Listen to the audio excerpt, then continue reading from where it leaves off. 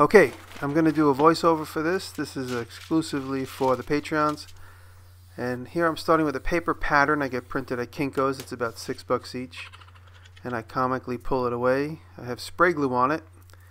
And now this pattern is specifically for the backing. And here I'm cutting out an MDF, half-inch piece of MDF as a backing. And I'm going to cut it from the top the best I can. And that GoPro unfortunately was not on. It didn't work. The battery was dead. I hit play. I didn't realize it was not charged. I would have got some cool shots. And so I can only cut up to those little pimples on the outside of that circle up to a certain extent. So almost all problems can be solved if you're able to flip over a piece. So now I'm cutting it from the opposite side. And I'm able to do the same cuts I did on the other side, finishing up and removing that material. And so now this is just some leftover scrap of white oak. I got a bunch of steps, white oak steps, and I use them in a new project you'll see on the Rockler video coming up. And I'm just cutting strips of white oak.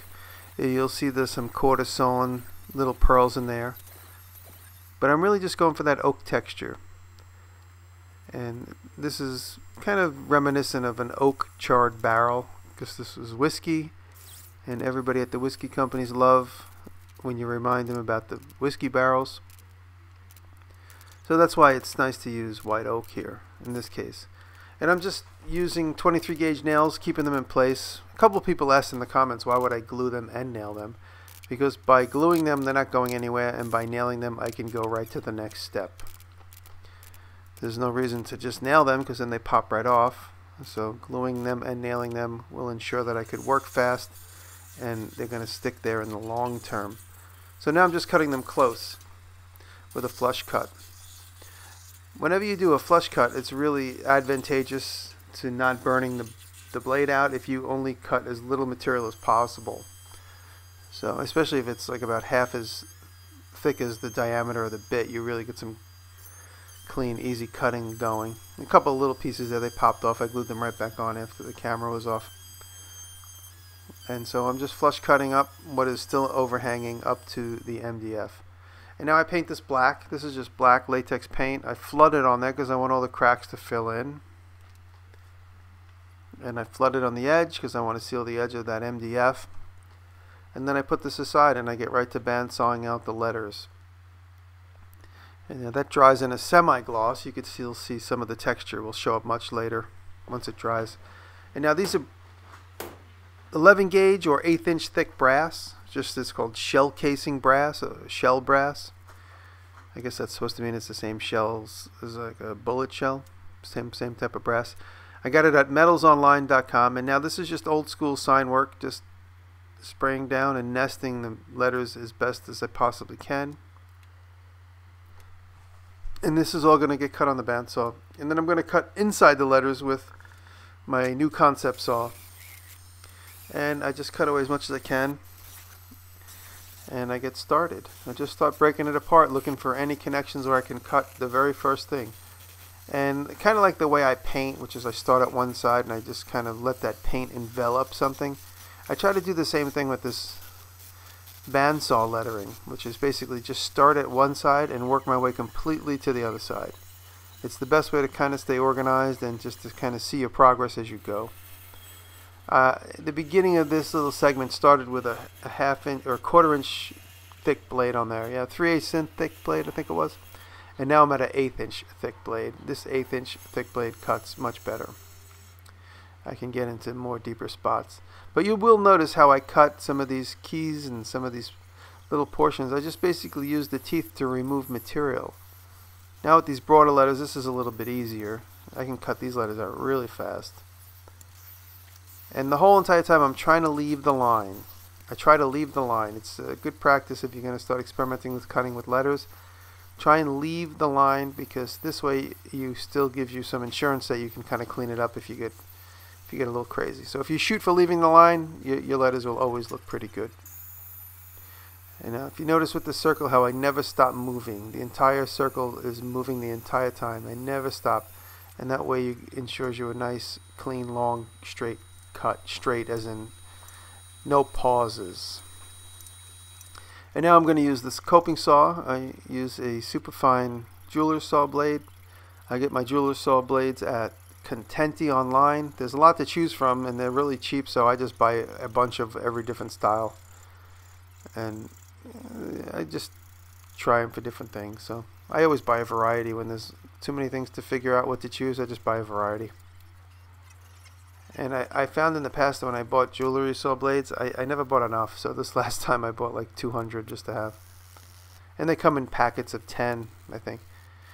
And that's just what you might call a jeweler's fork or a jeweler's spike. Just it's sticking off the table, and it obviously helps in being able to isolate the cut. And right here, you can't see on camera, but I slip right here and I cut all the way through, and then right there I cut right down the side of my thumb, which is why I drop everything, and I have my thumb wrapped in my bandana there. I actually did catch it on camera, but it's a little gory. I almost couldn't watch it myself. And now using files, and you'll notice how I kept the line the entire time. I always want to keep the line. So you'll see I basically split the line in half. Again, here you could see a real good example of how I keep the line. And the saw wasn't big enough to go around the keys, so the keys didn't fit inside the saw, so I had to drill each hole twice in the top of each key. And then here I'm able to get a little bit closer.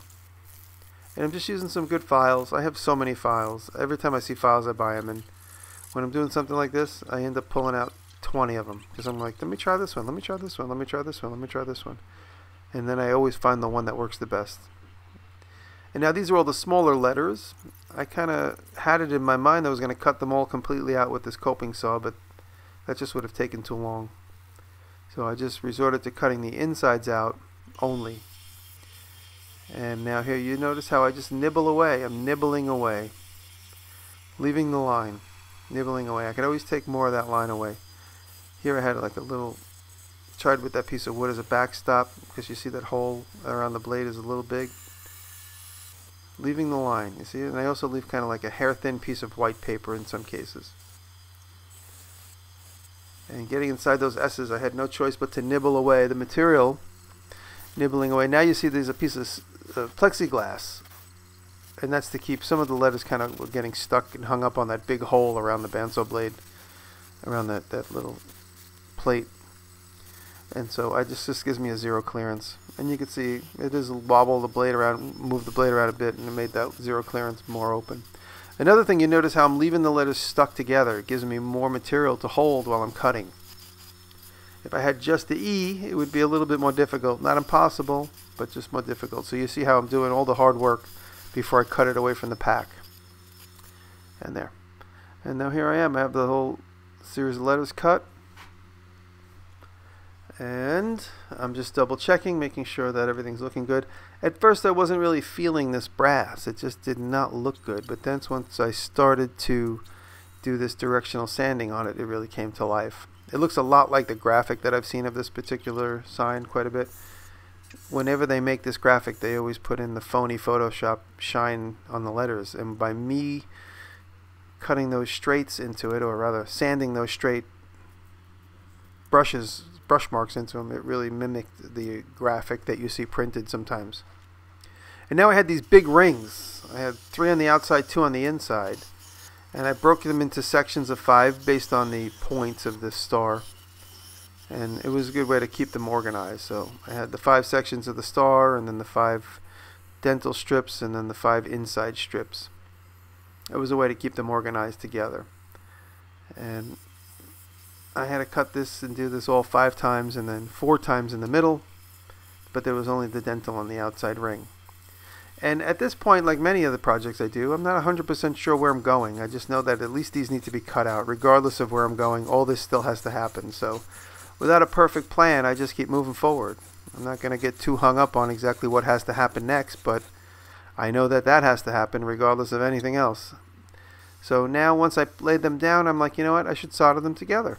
So I start soldering all the bigger parts together, which wasn't the original plan when I started cutting them. I didn't know what I was going to do. Now I solder them together and I start to sand out the solder joints. And this whole entire sign had a texture of handmade. Now you see the spacers there. I'm trying to make the rings concentric exactly as they appear on the sign. So I put those wooden spacers in it, and then I covered the whole top with this blue tape to keep everything organized, and it gave me the opportunity to glue 3 things at once right there. I didn't know I was going to do that until I got into making it. So I always say, just start and the answers will come your way. And now I'm laying out the sign, and a lot of people ask me, how do I do this so well? It's fairly simple. If you just look for relationships, you see where the keys are pointing at. Where's the first key pointing at? Where's the bottom of that key pointing at? Where's the cross key pointing at? And just look at the paper and just make really good observations. Just keep seeing that O. Where does the center of that O point out? And you know, I always have my second paper to refer to. You just got to look for all the visual associations, and they're all there. You just got to look and say, this points at that, the end of that D points at the end of that, and you just really got to be conscientious with your observations. Same thing with all these little tiny letters. I just kind of maintained a look that felt right as far as the distance from the actual circle. And now here I'm just dropping letters in place. I'm not having them spaced accurately yet. And then I slowly start to organize where their spacing is. Again, looking at my original pattern, which I still have, and making visual associations. This is like 30-minute epoxy, because I still wanted to be able to move the letters around a little bit. There's a few comments in the original posting about how you could see the epoxy showing through, and you could. But what I didn't show is the hour I spent wiping the epoxy away with a sharp tool, which I just kept wiping it away, because the more that the sign sat, the more epoxy creeped out. And the epoxy gets to a point where it's like a little bit harder than honey, so you can kind of swipe it away. And now this is the finished sign. I also went back over a few of the spots where the epoxy was showing with a flat spray paint on a brush. That flat just cuts the sheen of the epoxy, and you won't notice it as much. This overall sign had a handmade look, which I think worked because it was consistent throughout. And that's the important thing, consistency. If some of them looked cut on the CNC and some of them look cut by hand, together that wouldn't look good. Thank you for watching. I hope you enjoyed this, and I'm going to try and do this more often. Thank you guys. Jesus Christ.